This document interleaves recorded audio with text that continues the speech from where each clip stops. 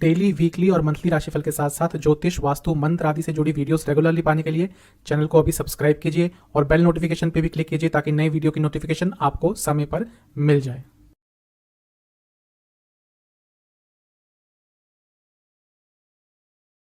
ओम गणेशाय नमः। ओम नमः शिवाय। मैं निखिल ज्योतिष आचार्य आप सभी का मेरे चैनल पर पुनः स्वागत करता हूं। आशा करता हूं आप सभी स्वस्थ होंगे। महादेव की कृपा आप सभी पर सदैव बनी रहे। ये वीडियो लियो यानी कि सिंह के लिए एक बहुत ही महत्वपूर्ण वीडियो है, क्योंकि इस वीडियो में हम मंगल महाराज के होने वाले राशि परिवर्तन के बारे में बात करेंगे। मंगल 13 नवंबर 2022 को राशि परिवर्तन कर रहे हैं, लेकिन ये राशि परिवर्तन थोड़ा अलग होगा। 30 अक्टूबर को वक्री हो जाएंगे, पीछे जाते जाते 13 नवंबर को वृषभ में वापस गिर जाएंगे, मिथुन में होंगे। जाना आगे चाहिए था, लेकिन स्थिति ऐसी है कि पीछे जाते जाते पतित हो जाएंगे। इंग्लिश में फॉलन प्लैनेट कहते हैं। जब ग्रह वापस किसी राशि में आता है वक्री होके, पतित होके, तो बदलाव बहुत आते हैं, और इन्हीं सारे बदलावों, प्रभावों के बारे में हम बात करेंगे कि मंगल क्या वापस आपको देने आए हैं, क्या आपसे लेने आए हैं। सकारात्मक नकारात्मक दोनों प्रभाव बताऊंगा। इसके साथ ही वीडियो के अंत में एक उपाय भी बताऊंगा। 60 दिन के समय के लिए यहाँ पे आने वाले हैं, और क्योंकि मंगल की एक्स्ट्रा दृष्टियाँ हैं, एक बहुत ही महत्वपूर्ण ग्रह हैं, तो उनके बारे में चर्चा करना तो बनता ही है। कहाँ से देखिए राशिफल? लग्न और राशि से अलग अलग राशिफल नहीं बनते। आपको समझना होगा कि कुंडली विश्लेषण, एक व्यक्ति की कुंडली विश्लेषण और सामान्य विश्लेषण या सामान्य राशिफल में बहुत फर्क होता है। राशिफल केवल गोचर पे आधारित होते हैं। अगर आपको अपना लग्न पता है तो लग्न से देखिए। इन केस आपको लग्न नहीं पता, जो कई लोगों को नहीं पता होता, आप अपनी राशि से उसको ऑब्जर्व कर सकते हैं। तो शुरुआत करते हैं। सिंह के लिए कहाँ वापस जा रहे हैं? सिंह के लिए 10वें घर में वापस आ रहे हैं। आपके लिए योग कारक ग्रह हैं, क्योंकि नवम स्थान के स्वामी हैं और इसके साथ ही चौथे भाव के स्वामी हैं। आपके लिए बहुत शुभ ग्रह हैं। अब एक योग कारक ग्रह का 10वें घर में आना साफ बताता है, सबसे पहले करियर में ग्रोथ होगी, करियर में नई अपॉर्चुनिटी आएंगी, सैलरी इंक्रीज हो सकती है। नई जॉब ढूंढ रहे थे, बहुत अच्छे चांसेस हैं इन 60 दिनों में आपको नया कुछ ना कुछ ऑफर आ सकता है, और अच्छा ही आएगा। अब ये कर्म धर्माधिपति योग बनाता है। कर्म धर्माधिपति योग तब बनता है जब नवम स्थान का 10वें स्थान से किसी तरह से योग हो जाता है। अब यहाँ पे नवम स्थान के स्वामी 10वें में बैठे हैं, यानी कि आपके लिए कर्म धर्माधिपति योग बन रहा है। करियर में आगे बढ़ने के लिए बहुत अच्छा समय है। सिग्निफिकेंट चेंजेस आएंगे आपके कार्य क्षेत्र में, क्योंकि चौथे स्थान के भी स्वामी हैं, तो कहीं ना कहीं जॉब सेटिस्फैक्शन भी आपको प्राप्त होगी। अगर आप ट्रांसफ़र ट्राई कर रहे थे, स्थान परिवर्तन का ट्राई कर रहे थे जॉब में, उसकी भी यहाँ पे संभावना दिख रही है।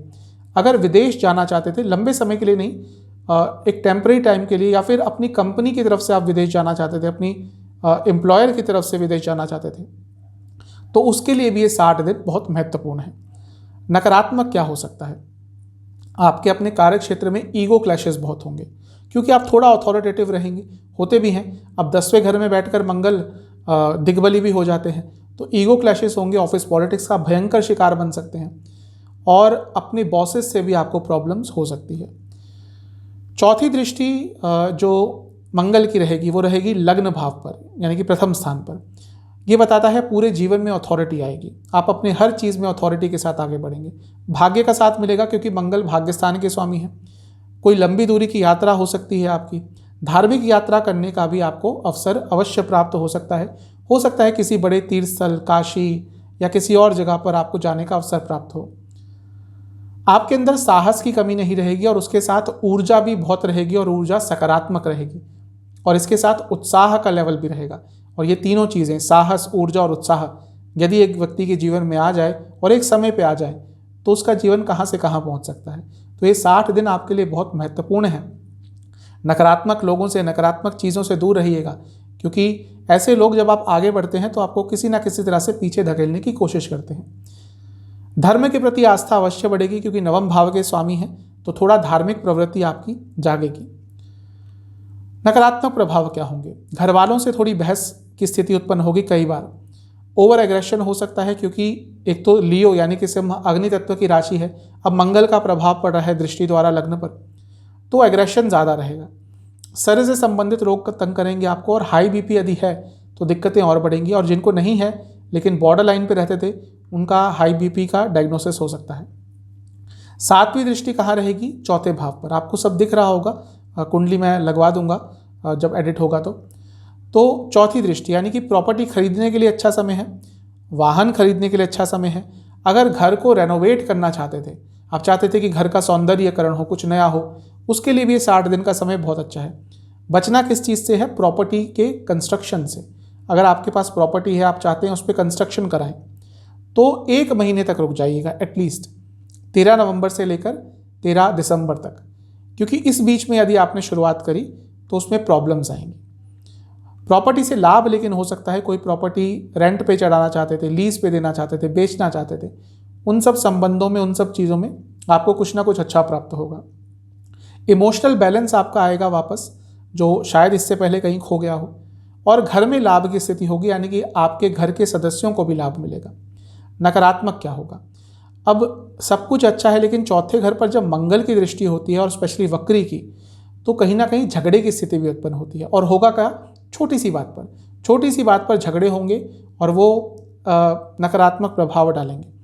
आपके माता जी की तबीयत थोड़ी बिगड़ सकती है और आपको चेस्ट संबंधित इश्यूज तंग कर सकते हैं। मंगल की 8वीं दृष्टि रहेगी पंचम भाव पर।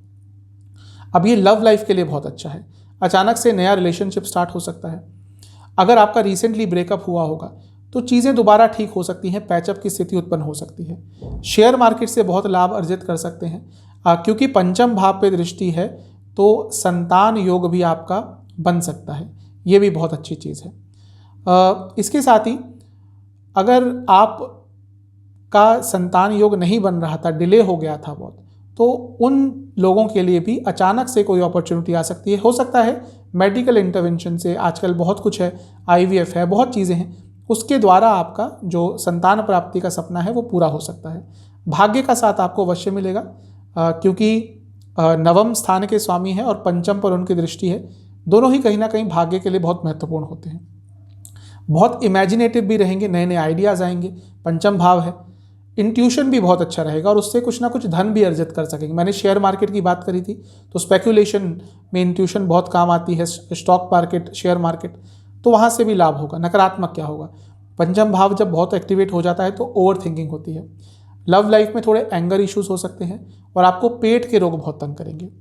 आपको इन सब चीज़ों से बचने के लिए उपाय क्या करना है? एक तो आपको सुंदरकांड का पाठ करना है। सुंदरकांड का यदि स्वर के साथ, अच्छे उच्चारण के साथ पाठ नहीं कर सकते तो उसको 2 बार सुनिएगा, कि 13 तारीख को या 13 तारीख से 1-2 दिन पहले कर लीजिएगा। उसके बाद बजरंगबली को खीर का भोग लगाना है। खीर भी घर में बनी होनी चाहिए और उसमें थोड़ा केसर डाल लीजिएगा, और इसके साथ आपको चावल और दक्षिणा का दान देके आना है किसी भी मंदिर में। ये उपाय आप कर लीजिएगा। आपके लिए ये जो राशि परिवर्तन हो रहा है प्रमुख आपके लिए, इसके सकारात्मक प्रभाव बढ़ेंगे और नकारात्मक प्रभाव कम होंगे। आशा करता हूँ ये वीडियो आपके काम आएगी।